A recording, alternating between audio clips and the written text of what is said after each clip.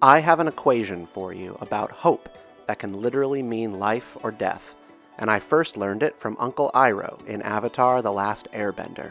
And there is no hope at all. No, Zuko. Each and every one of us requires a sense of meaning to get out of bed in the morning, a why for everything unpleasant or mundane we'll suffer during the day. Despair is a killer. This video is about Avatar: The Last Airbender, and what it teaches us about cultivating inner strength, resilience, and meaning in a world that will inevitably try to strip it all away. I'll be comparing some of Uncle Iroh's best moments to the writings of Viktor Frankl in Man's Search for Meaning, and sum that up in a simple formula that can help you stay grounded in hard times. Even if you did capture the Avatar, I'm not so sure it would solve our problems. Not now. And there is no hope at all. No, Zuko. You must never give in to despair. Allow yourself to slip down that road and you surrender to your lowest instincts. In the darkest times, hope is something you give yourself. That is the meaning of inner strength. I've been thinking about this scene a lot recently. There are so many layers to Uncle Iroh's wisdom that we could analyze, but today we'll focus on just hope versus despair, because there is the hope that kills you. My heart is so full of hope that it's making me tear bend. As you might have heard said about setting high expectations and inviting disappointment, and there's the hope that we all need to continue living healthy, productive lives. Prince Zuko has staked his entire identity in Avatar: The Last Airbender Seasons 1 and 2 on capturing the Avatar so that he can return home to the Fire Nation and leave exile. Zuko's character arc is built upon a search for redemption, first in the eyes of his cruel and violent father who disfigured and banished Zuko. Suffering will be your teacher. And then a redemption arc of atoning for his evil acts in pursuit of his father's approval. As the search for Avatar Aang becomes problematic, Zuko's suffering intensifies, and he sinks deeper into despair, prompting that warning from Uncle Iroh. But what is despair, really? Despair equals suffering minus meaning. This equation comes from Holocaust survivor and psychologist Viktor Frankl, who endured Auschwitz and Bergen-Belsen and wrote about those experiences in his book, Man's Search for Meaning. It's not so much about why some people survived the camps and others didn't. It's about how anyone could survive at all. He posits that prisoners in the Nazi camps either suffered with a sense of meaning, whether it be religious, romantic, or spiritual in nature, or they suffered without those things, in which case despair quickly brought an end to their life. Uncle Iroh's words to Zuko are specific. In the darkest times, he says, hope is something that you give yourself. That, he says, is the meaning of inner strength, because there are two flavors of hope. Frankl describes a fellow prisoner who was very sick by the beginning of 1945, and as the fighting lines of World War II grew closer to their camp, liberation became a greater possibility. The prisoner described having a dream of being liberated on March 13, 1945. Liberation did not come. The man immediately sunk deeper into sickness, fever, and died 2 weeks later. This is similar to the hope that is given to you by outside forces. Someone spreads a rumor that gets your hopes up, or you make false assumptions about things that could happen, or you have a dream and you latch onto it too hard. It's hope, contingent on a specific and overly narrow outcome. An alternative kind of hope is given to yourself and derived from your choices. It's not given to you by someone else, so it can't be taken away. That is the meaning of inner strength. Uncle Iroh sits squarely in the Zen Buddhist and Stoic philosophic traditions, and those belief systems suggest that you go with the flow and find meaning in good or bad circumstances. Don't seek for everything to happen as you wish it would, but rather wish that everything happens as it actually will. Then your life will flow well. Epictetus, Enchiridion 8. Zuko suffers most when he wishes for things he can't control, and he suffers even more when he loses belief in his why, the meaning part of the equation. Is it your own destiny, or is it a destiny someone else has tried to force on you?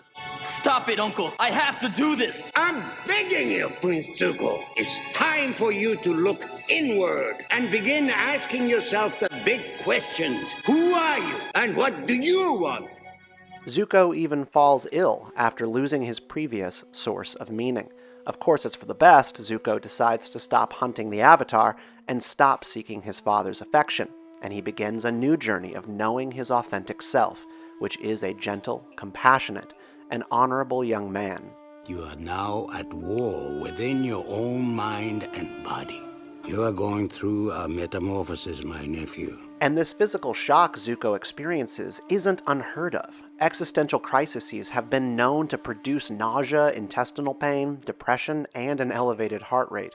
Zuko has one such crisis on the floor of Uncle Iroh's hut after he jettisons his entire reason for living and begins building a new one from scratch. Viktor Frankl saw in the concentration camps that the loss of hope and meaning weakened the physical immunity of his fellow inmates to disease and infection, saying, "Those who know how close the connection is between the state of mind of a man, his courage and hope, and the state of immunity of his body, will understand that the sudden loss of hope and courage can have a deadly effect." This will to live is no joke. I think Star Wars Episode 3 made it into a bit of a punchline when Padme died in childbirth for undiscernible reasons, and the droid just notes that She has lost the will to live. or died of a broken heart. If we take it super seriously, you can guess she was having significant complications in childbirth, and we didn't see that on screen. But it'll always be strange because Padme staked her desire to live on the children's father rather than the children themselves, which is a bit unusual. But the point here is that your sources of meaning matter so profoundly. Uncle Iroh lost his son in the Fire Nation's wars, which broke down his own sense of purpose as a military leader, and it led him to cultivate new wells of meaning in serving others, whether it be Zuko or muggers and street urchins in need of help, that he had a unique ability to extend to them. When Iroh and Zuko attempt settling in Ba Sing Se, Zuko says, This city is a prison. I don't want to make a life here. Life happens wherever you are, whether you make it or not. "Life happens with or without your consent. The world keeps spinning." And Uncle Iroh has embraced the mindset that he will not try to control the world, but control his reaction to it. I'll wrap this up with another passage from Viktor Frankl, who said, "Most men in a concentration camp believed that the real opportunities of life had passed. Yet in reality, there was an opportunity and a challenge.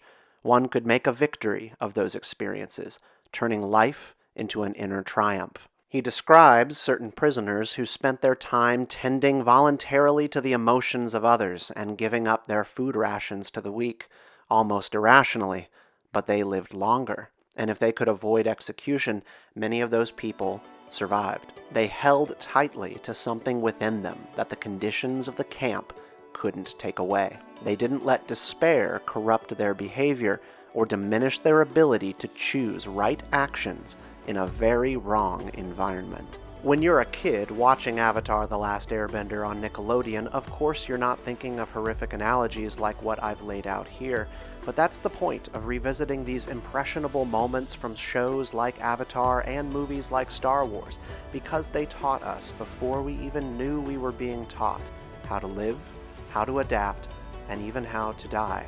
Frankl described a sickly child in the camp once who remembered a film that he had watched in the 1930s in which a man waited for death in a courageous and dignified way. The boy wanted to reenact that character who he loved in the movie. The boy, Viktor Frankl said, had thought it a great accomplishment to meet death so well. Now fate was offering him a similar chance. The boy there grafted meaning onto the suffering.